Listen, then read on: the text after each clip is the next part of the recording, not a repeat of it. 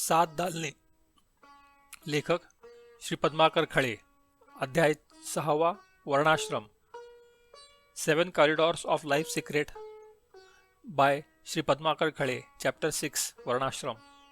भारतीय ऋषीमुनींनी मानवी जीवनाचा सर्वांगी विचार करून त्याच्या उत्कर्षासाठी चतुर्विध पुरुषार्थ प्रतिपादित केले आणि परमोन्नतीसाठी वर्णाश्रम व त्रिविध पुरुषार्थ संपादण्यासाठी लग्नसंस्था प्रस्थापित केली. येथे चातुर्वर्ण्य जातीवाचक संज्ञा नसून मानवी स्वभावाचे वर्गीकरण अभिप्रेत आहे. स्वतः भगवंतानेच गीतेत चातुर्वर्ण्यम मया सृष्ट्या गुणकर्म विभागश असे म्हटले आहे. आज समानतेच्या युगातही पाचही बोटी सारखी नसतात हे नैसर्गिक सत्य आता सर्वसामान्यपणे मान्य होऊ लागले आहे. रशियासारख्या साम्यवादी देशातही उच्च तंत्रज्ञान व सामान्य कामगार हे दोन वर्ग असून अनैसर्गिक साम्यवादाची कास धरल्याने तो देश नेस्ताभूत झाल्याचे पाहत आहोत. हे जुनं लिहिलेलं आहे, त्यामुळे जेव्हा सोव्हिएट रशिया वेगळ्या देशामध्ये गेली ते तेव्हाचा उल्लेख आहे हा. अमेरिका व युरोपियन भांडवलशाही राष्ट्रात भांडवलदार व इतर असे दोन वर्ग आहेतच. मानवातच नाही तर वनस्पती व प्राण्यातही वर्ण आहेत. ईश्वर समदर्शी आहे पण समवर्ती असू शकत नाही. व्यवहारातही आई व पत्नी दोघांच्या ठाई समप्रेम असूनही दोहोंच्या बाबतीत वर्तन भिन्न असते. आईच्या मांडीवर अथवा कुशीत वात्सल्याची उब मिळते तर पत्नीच्या मिठीत रोमांचक उन्माद. तसेच रोग चिकित्सक कोणाला मलम, कोणाला गोळ्या, कोणाला इंजेक्शन तर कोणाला ऑपरेशन अशा विविध उपाययोजना करतो. तद्वत ईश्वरी न्याय आहे. ईश्वर निर्मित हवा, पाणी, प्रकाश यांच्या वितरणात समानता आहे. तसेच ईश्वर निर्मित आनंदातही समानता आहे. भर दुपारच्या वेळी जोंधळ्याच्या भाकरीतून प्राप्त होणारा आनंद आणि श्रीखंडपुरीच्या सुग्रास भोजनातून प्राप्त होणारा आनंद समानच असतात. भर उन्हात वृक्षाच्या सावलीपासून प्राप्त होणारा आनंद व वातानुकूलितापासून प्राप्त होणारा आनंद भिन्न नाही. गरीबाला दगडावरील गाढ झोपेचा मिळणारा आनंद आणि राजाला पराच्या गादीवरील सुखासीन होणारा आनंद भिन्न नाही. गरीब आईला कुरूप बाळाला स्तनपान करताना होणारा आनंद आणि राजनीला गोंडस युवराजाच्या स्तनपानाने होणाऱ्या आनंदात फरक नाही. रूपसंपदा, शरीर, सौष्ठव, शौर्य आणि बुद्धिमत्ता ही प्रत्येक व्यक्तीत भिन्न आढळते आणि त्यानुसार भोवतालच्या परिस्थितीनुरूप प्रत्येकाची वाढ भिन्न असते. कोणाची बुद्धिमत्ता तर कोणाचे बाहुबल, कोणाची व्यवहार कुशलता तर कोणाची शारीरिक क्षमता सर्वोत्कृष्ट असून त्यानुसार कोणाला ज्ञानार्जनाची तर कोणाला साहस आणि पराक्रमाची तर कोणाला अर्थजनाची तर कोणाला कष्टाची जन्मजात आवड असते. ज्याला ज्ञान संपादनाची व ज्ञान वितरणाची आवड तो ब्राह्मण मागतो तत्ववेत्ता, शास्त्रज्ञ, तंत्रज्ञ, प्राचार्य, आचार्य, लेखक, रोगचिकित्सक, शिक्षक, समाजसुधारक कोणीही असो. ज्याला सत्ता गाजवण्याची आवड तो क्षत्रिय, मग तो सैनिक, शिपाई, अधिकारी, राजकारणी किंवा क्रीडापटू कोणीही असो. जो अर्थोत्पादनाशी संलग्न तो वैश्य, मग तो व्यापारी असो, शेतकरी, अर्थशास्त्रज्ञ, बँक कर्मचारी अथवा कोणीही असो. ज्याला शारीरिक श्रमाची आवड तो शूद्र, मग तो श्रमजीवी कामगार असो की शेतमजूर अथवा इतर कोणी.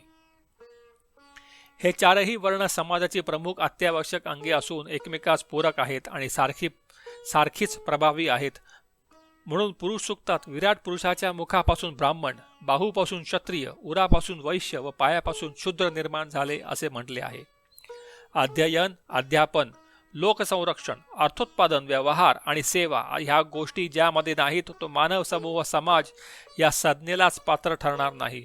म्हणजे समाजात चार तऱ्हेच्या व्यक्ती, चार वर्ण आहेतच.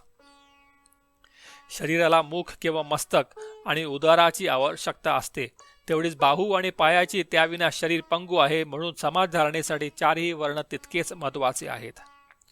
चारही वर्ण स्नेहाने एकच आहेत, त्यात उच्च निश्चिता नाही. म्हणूनच विठ्ठलास विठुमहार होण्यास कमीपणा वाटला नाही आणि शौनकादी ऋषींनी जन्माने ब्राह्मण नसलेल्या सूत पुराणीस उच्चसनावर बसवून त्यांच्याकडून पुराण श्रवण केले. सनतकुमारादी पंचवर्ष ब्रह्मपुत्र जगद्वंदनीय ठरले. बालादपी सुभाषितानी ग्राह्यम. प्रत्येक वर्णाचे व्यावहारिक अधिकार वेगळे वेगळे असले तरी मनु महाराजांनी सर्वांना ब्रह्मप्राप्तीचा अधिकार सारखाच असे सांगितलं आहे. अहिंसा, सत्य, चोरी न करणे, शौच व इंद्रिय निग्रह हा चतुर्वर्ण्याचा समाधर्म आहे असे मनु सांगतो. जन्माने कोणीही उच्च अथवा नीच नाही. म्हणूनच काकनिष्ठेतून निर्माण झालेला अश्वत्थ पूजनीय आहे आणि चिखलातून निपजलेले कमळ महाविष्णू व महालक्ष्मीला प्रिय असून जगतपिता ब्रह्मदेवाचे उगमस्थान आहे. शुचितत्व जातीवर अथवा बाह्यांगावर अवलंबून नसून अंतरंगाची शुद्धता आहे. रामायणात शिवधनुष्य भंगानंतर परशुराम कोपायमान होतात त्यावेळी लक्ष्मण त्यांना चांडाळ म्हणून संबोधतो. ब्राह्मणाला जेव्हा क्रोध येतो तेव्हा त्याचे ब्राह्मणत्व नष्ट होऊन तो चांडाळ होतो. दुसरी एक आख्यायिका अशी आहे की चोखा मेळ्याला पंढरपुरी विठ्ठल मंदिरात बडव्यांनी प्रवेशद्वारी अडवून यज्ञोपवीत दाखवण्यास सांगितले असता त्याने चांभाराच्या अरीने छाती चिरून पांढरे शुभ्र जानवे दाखवले. या चारही वर्णांची स्वभाव वैशिष्ट्ये आहेत. ब्राह्मण शीघ्र कोपी असला तरी क्षमशील व परोपकारी आहे, तर क्षत्रिय न्यायनिष्ठूर असला तरी गुणीजनांवर प्रसन्न होणारा आहे. वैश्य अर्थोपासक असला तरी उदार आहे. शूद्र सेवाभावी व समाधानी आहे. म्हणून त्यांच्यात कोणत्याही प्रकारचे वितुष्ट न येता समाजधारणा होत होती. सुरुवातीला ही व्यवस्था गुणकर्मावर आधारलेली असल्यामुळे खूपच लवचिक होती, म्हणजे तिच्यात वर्णांतराला प्रतिबंध नव्हता. परंतु मनवादी पुढच्या स्मृतिकारांनी अनुवंशशास्त्राचा आधार प्रमाण मानून चातुर्वर्ण्य हे जन्मसिद्ध मानले आणि त्यात नको तेवढा कर्मठपणा आला. तेव्हापासून समाजात उच्च नीच भाव वाढू लागला आणि वर्णावर्णात कलहाचे बीज पेरले गेले. उच्च नीचतेचे अमंगल अनिष्ट तत्व समाजात समाविष्ट झाले तेव्हा प्रत्येक वर्ण स्वतःचा धर्म सोडून इतर वर्णाचे अनुकरण करू लागला. ब्राह्मणांनी तलवार गाजवली तरी राज्यकारभारात त्याची भोजन लालसा व कर्मठपणा व्यत्यय आणल्याशिवाय राहणार नाही. राजाला तर रात्रंदिवन युद्धाचा प्रसंग. जे राजे अशा वृत्तीने वागले ते इतिहासात अजरामर झाले व जे सुखलोलूप झाले ते नष्टप्राय झाले. श्रीमंत माधवराव पेशवे सिंहरूढ असताना न्यायमूर्ती रामशास्त्री परमुणे यांनी संध्यादी अनिकांत गुंतलेल्या श्रीमंतांना समज दिली की आपण राजी असल्यामुळे शास्त्रधर्माचे पालन करा आणि ब्राह्मणाचे शास्त्रकर्म करणे असल्यास आपण दोघेही संन्यास घेऊन गंगातीरी जाऊ व तेथे मनोसोक्त शास्त्रानुसार ब्रह्मकर्म करू. ब्राह्मणाने आपद्धर्म म्हणून तलवार हाती धरली तर कार्यपूर्तीनंतर अध्ययन अध्यापन ह्या स्वधर्माचे पालन करणे अत्यावश्यक आहे. भगवान परशुरामाने 21 वेळा पृथ्वी निक्षत्रिय केली, पण राज्याची लालसा कधीही केली नाही, तर सदैव तपाचरण केले. अध्ययन अध्यापनासाठी ब्राह्मणांनी सतत ज्ञानसत्राचे आयोजन करावे. पुराणात जागोजागी ज्ञानसत्रांचा उल्लेख आहे. वैश्य हा शिक्षण क्षेत्रात शिरला तर तो शिक्षणाचा व्यवसाय करणार. शिक्षण हे समाजधारणेचा पाया आहे. म्हणून राजवाड्यातील श्रीमंतीत वाढलेले राजकुमार शिक्षणासाठी गुरुकुलातील झोपडीत खडतर साधना करीत असतात. शिक्षण क्षेत्र भ्रष्ट झाले तर सर्व अनर्थच होणार, कारण रोगचिकित्सक योग्य नसेल तर काही रोगी दगावतील. एकदा तंत्रज्ञ अयोग्य असेल तर काही व्यक्तींचा नाश होईल, परंतु जर शिक्षक नालायक असेल तर पिढ्यांचे नुकसान होईल. म्हणून इंग्रजही education and judiciary must be uncorrupt या सिद्धांताला अनुसरले. थोडक्यात म्हणजे जन्मजात स्वभावानुसार, अधिकारानुसार म्हणजे कुवतीनुसार व आवश्यकतेनुसार आनंद प्राप्तीसाठी कोणी कसे वागावे व कोणती साधना करावी यासंबंधी मार्गदर्शन म्हणून धर्मात चातुर्वर्ण्याची व्यवस्था केली असून समाजातील निरनिराळ्या गटांमध्ये परस्पर विरोध न होता त्यांचा समन्वय व्हावा असा स्मृतिकारांचा हेतू होता. त्या वर्णावस्थेत निरानिराळ्या वर्णांच्या अधिकारापेक्षा आणि त्यांना मिळवायच्या सवलतीपेक्षा त्यांनी करावयाच्या कर्तव्यांवर अधिक जोर दिला होता. परंतु नंतरच्या काळात प्रत्येक वर्ण स्वधर्मानुसार करावयाच्या कर्तव्यापेक्षा वर्णाच्या अधिकाराविषयी अधिक जागृत राहिलेला आणि इतर वर्णांचे अनुकरण करू लागला. त्यामुळे 1. आदर दिला जातो, मागून मिळत नाही, आणि 2. प्रथम लायक बना व नंतर मागा, आणि 3. जगण्यास योग्य तो जगतो हे नैसर्गिक सिद्धांत दुर्लक्षिले जाऊन समाजाचा ऱ्हास झाला. याच संदर्भात भगवान श्रीकृष्णाचे वचन परधर्मो भयावह चिंतनीय आहे. वर्णव्यवस्थेद्वारा सामाजिक जीवनाचा विकास साधणे व आश्रम व्यवस्थेद्वारा व्यक्तिगत जीवन उन्नत करणे हे मानवी जीवनाचे ध्येय होते. ते साध्य करण्यासाठी करावयाच्या गोष्टी म्हणजे पुरुषार्थ. धर्म, अर्थ, काम व मोक्ष असे 4 पुरुषार्थ असल्याचे फार प्राचीन काळापासून मानण्यात येते. धर्म म्हणजे शुद्ध आचरण, अर्थ म्हणजे द्रव्य मिळवणे, काम म्हणजे शारीरिक मानसिक इत्यादी सुखांची प्राप्ती आणि मोक्ष म्हणजे जीवाची बंधनातून मुक्ती करून जीव आणि शिव म्हणजे ईश्वर यांचे ऐक्य साधणे. आरंभी पाहिले 3च पुरुषार्थ मानित व त्यांना त्रिवर्ग म्हणतात. उपनिषद काळात मोक्षाला पुरुषार्थाचे स्थान मिळून चतुर्विध पुरुषार्थ ही कल्पना रूढ झाली. जीवनाची सुरुवात धर्माने होण्यासाठी ब्रह्मचर्य श्रम आहे, ज्याची सुरुवात उत्तम आणि शेवट गोड, हे सर्वच गोड म्हणून ब्रह्मचर्याश्रमाचे पालन योग्य प्रकारे झाले पाहिजे. बाल्यावस्थेत तुमची सर्वार्थाने वाढ होत असते.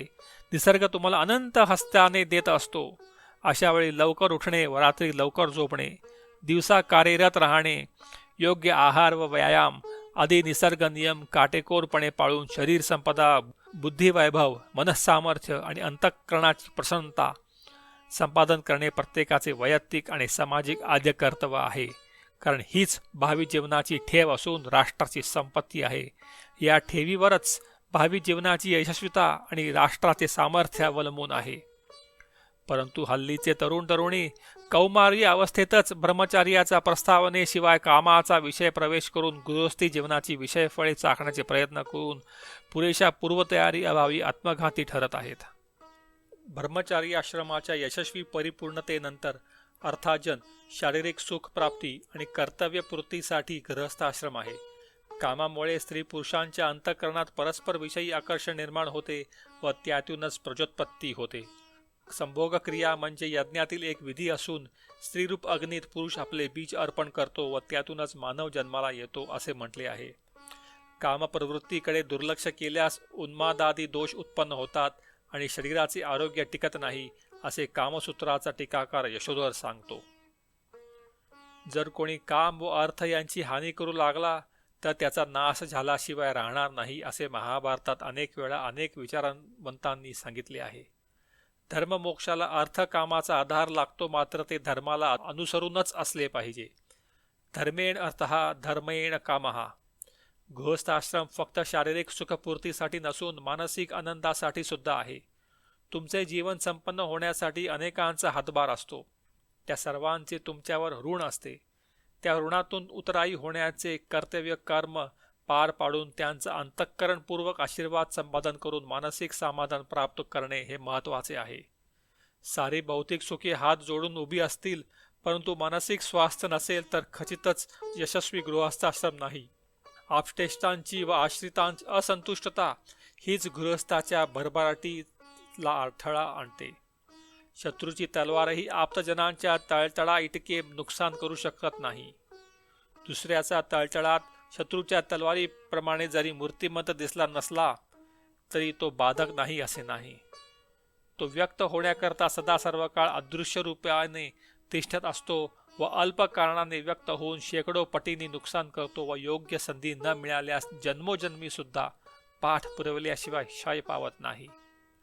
दैवाने जे मिळत असेल त्यात आनंद असावा.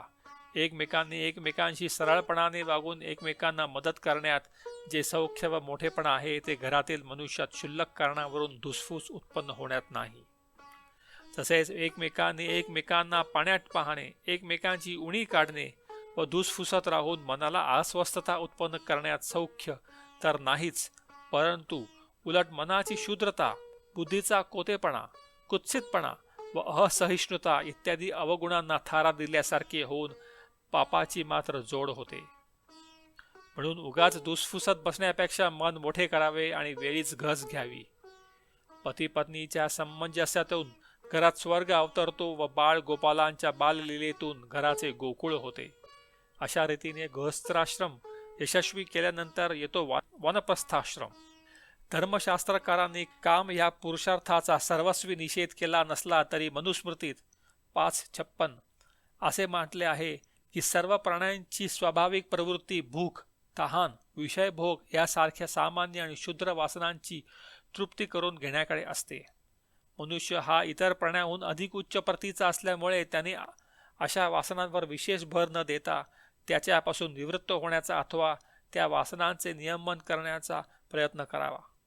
मोक्ष हा सर्वात श्रेष्ठ पुरुषार्थ म्हणजे मानवी आयुष्याचे ध्येय मानले जाते. म्हणून गृहस्थाश्रमानंतर वैयक्तिक जीवनातून निवृत्त होऊन समाज पुरुषासाठी कार्यरत होणे म्हणजेच आधुनिक वानप्रस्थाश्रम होय.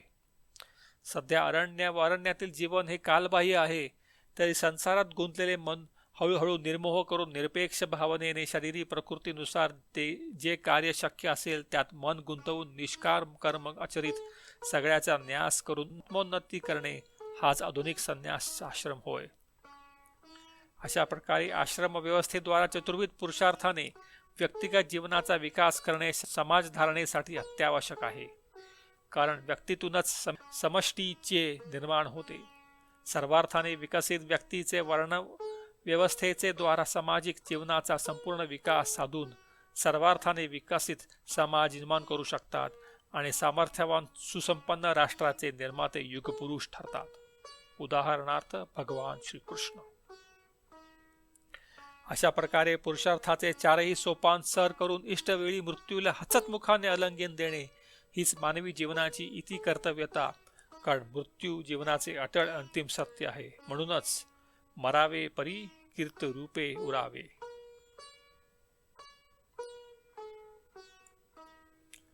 कच्च्या लेखनावरून या स्फुटलेखाचे सुलेखन करत असता देवयोगाने अचानक सनातन प्रभात संपादक डॉक्टर जयवंत बाळाजी आठवले या साप्ताहिकाचे अंक 23-24, 1-7 आणि 8-14 ऑक्टोबर 1998 हाती आले. ते चालताना संपादकीय धर्मसिद्धांत व चातुर्वर्ण्य वाचले आणि ते ह्या लेखाच्या विषय संपादनासाठी बहुमोल वाटल्याने गुरुकृपा समजून त्यातील उपयुक्त माहिती येथे संकलित केली असून त्यासाठी संपादकाचे ऋणी माथी चढवण्यात धन्यता अनुभवित आहे. परमपूज्य बिडकर महाराजांच्या विचारांची छाया तर सर्वच लिखाणावर आहे, परंतु या पुढील सर्व प्रकरणात त्यांच्या चरित्रातील सुवाक्य जागोजागी विखुरलेले आहेत. त्याबद्दल चरित्र लेखकाचे ऋण मान्य करून सद्गुरू बिडकर महाराजांच्या चरणी हा जीव लीन आहे.